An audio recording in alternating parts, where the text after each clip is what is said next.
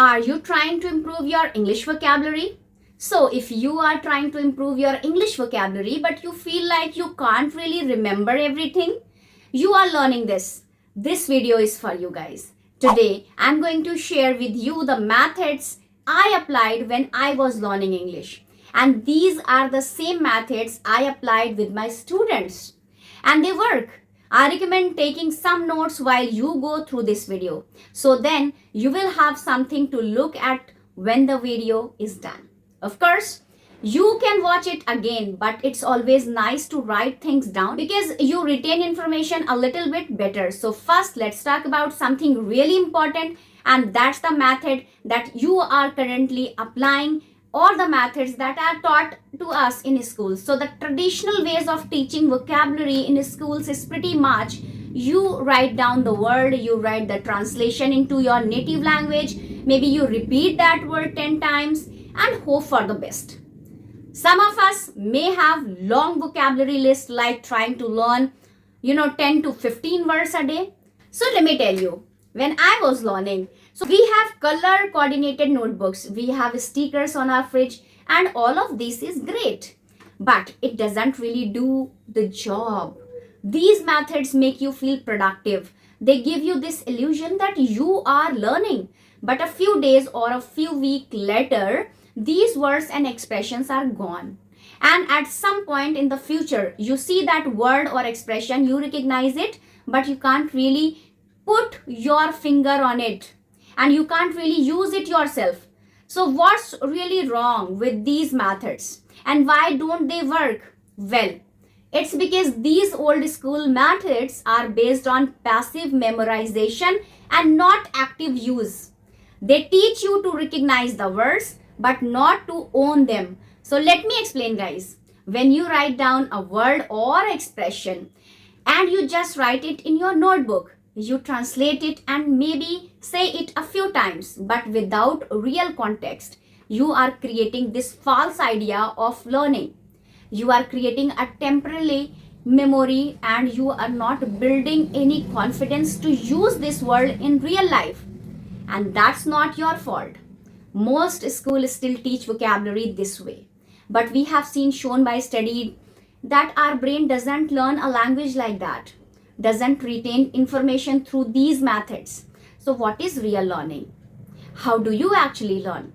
So a lot of you might think that, so if you write something down or if you watch a video about something or if you hear a teacher explaining something to you and you understand that that's learning, but that's only the beginning.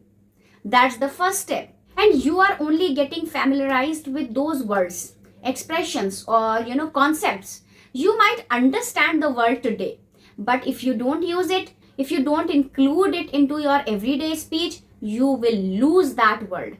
And that's vocabulary learning has two stages, guys. You are only doing the first. So the first stage is passive vocabulary. You recognize the word, you understand it, but you can't yet use it. And stage number 2 is active vocabulary. You use that word in the right context when you need it without hesitation and without any frustration happening in your head. So words become part of your vocabulary only through consistent use.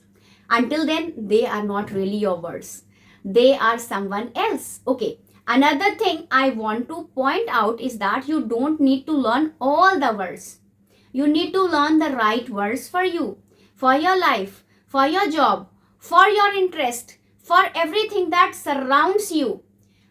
Okay, would a ballet dancer and a truck driver use the same vocabulary words every day? I think no. Would a fashion blogger or a cybersecurity analyst talks about the same topics? Definitely not. So instead of trying to learn everything, start building your own vocabulary bank. Words you need for work. Words and expression that matches your hobbies and interest. Words that match your tone, your style and your humor. Basically, words and expression you would use in your native language if you spoke English. That's how you build a vocabulary that serves you. And if you are learning vocabulary that is relevant to you, that you feel like is useful to you, you are not going to get bored and you are going to understand exactly where to use those expressions. how to use those words and actually feel the progress. So I like to call these words high impact vocabulary. High impact vocabulary. These are the words that are frequent, are flexible, are functional to you, are commonly used in English, or are professionally or emotionally useful to you. We all come from different backgrounds. We all have different mindset, different mentalities, different cultures. We cannot all speak the same way. You don't all speak the same way in your country, and everybody has its own style of communication, right? So we are trying to kind of do the same thing. We are not trying to be robot and everybody have the same exact vocabulary bank, but we are trying to match what we need to our thoughts, our ideas, our goals, our style. And you want to look at, okay, what's my job, what are my interests, what do I like doing, what do I watching, what do I like reading about. Because if you are already consuming content that you are into, that you are interested in, might as well consume it in English.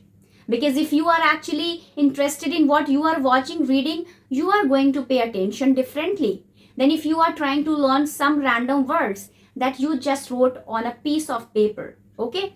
And guys, it's going to be organic learning.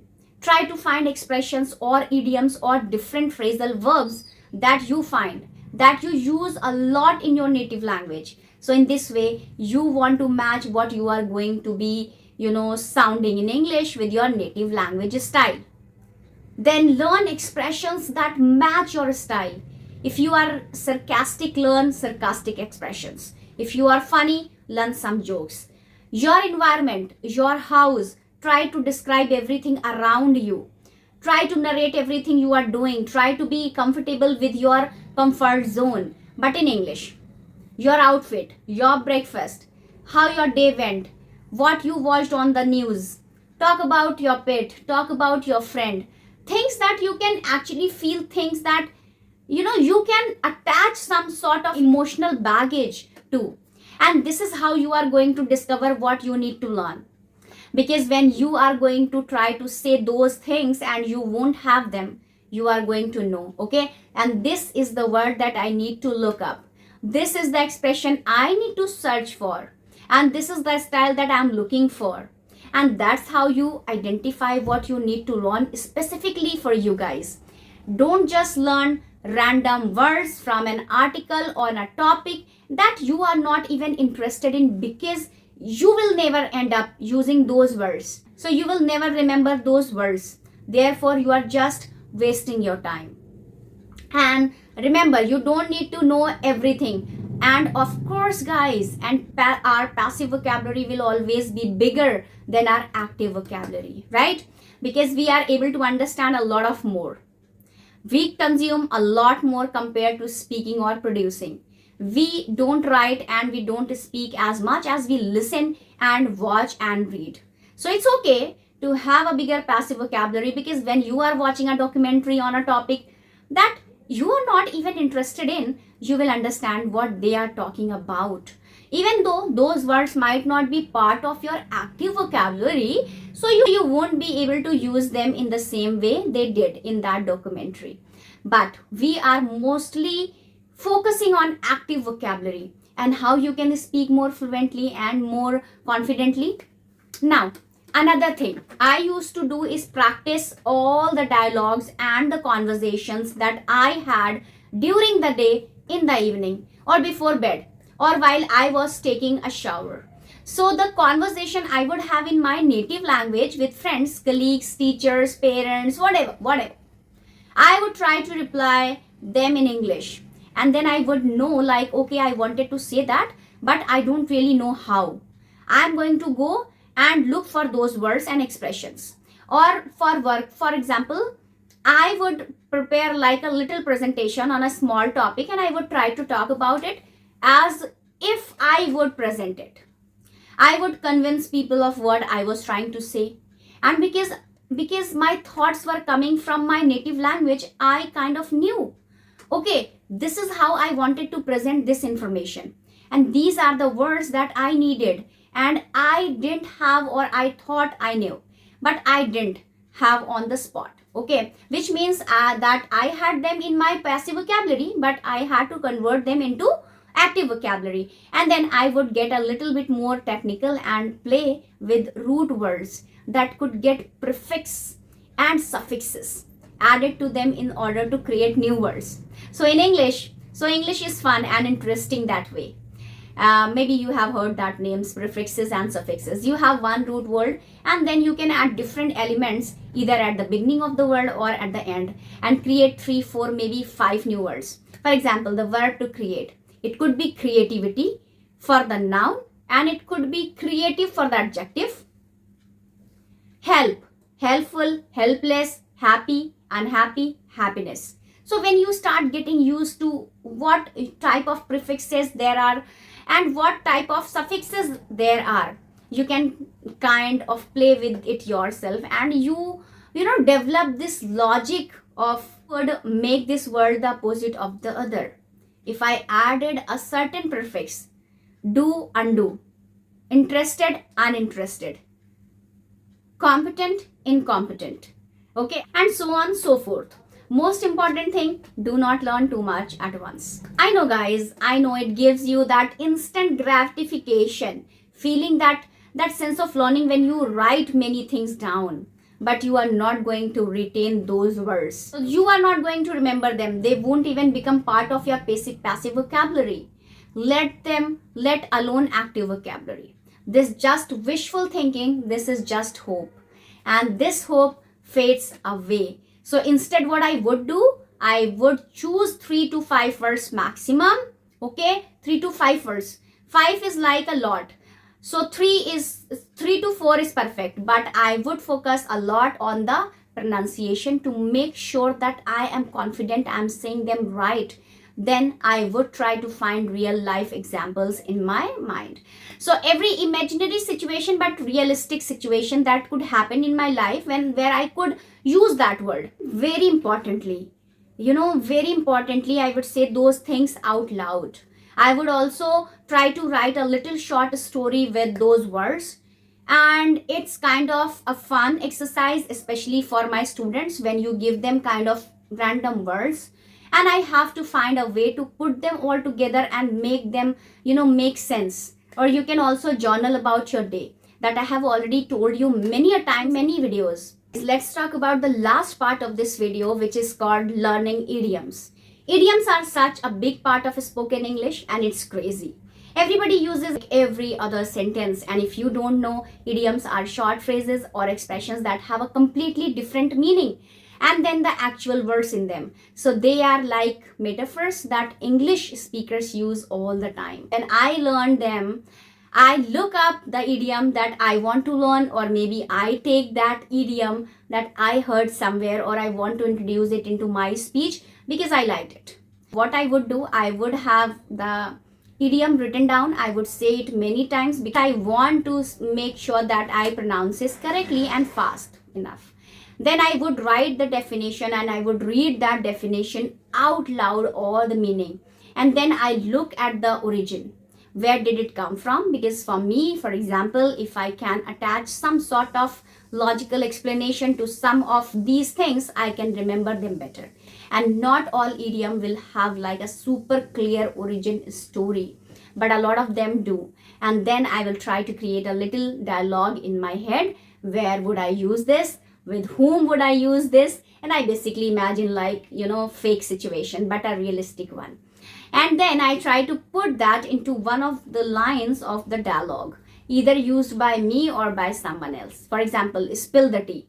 Spill the tea. What does spill the tea means? It's definitely not spilling the tea out of the cup. So spill the tea means, okay, tell me what's the gossip. I am intrigued. I want to know what happened. Tell me more. Tell me what you know, right? It's something that I shouldn't really be talking about, but I want to know more about. So let's imagine I have a friend who is a manager at a company, and there was that incident with an employee, and they had this talk with HR, and my friend was part of this conversation, and I want to, know what happened. And I asked her, okay, you had the meeting, spill the tea. That means tell me what happened. So that's how I would actually try to introduce that idiom into my life, connecting with a real person, with real situation, so that I can attach some sort of emotional baggage to it. Guys, okay, let's do a little recap, a little summary of what we just talked about. You need to focus on words that fits your energy and your lifestyle. Don't try to learn too much. Go deeper, not wider. Move vocabulary from passive to active by using it. Focus on production. Balance the consumption with the production. Speak and write just as much as you listen and read. Use the words in full expressions and sentences.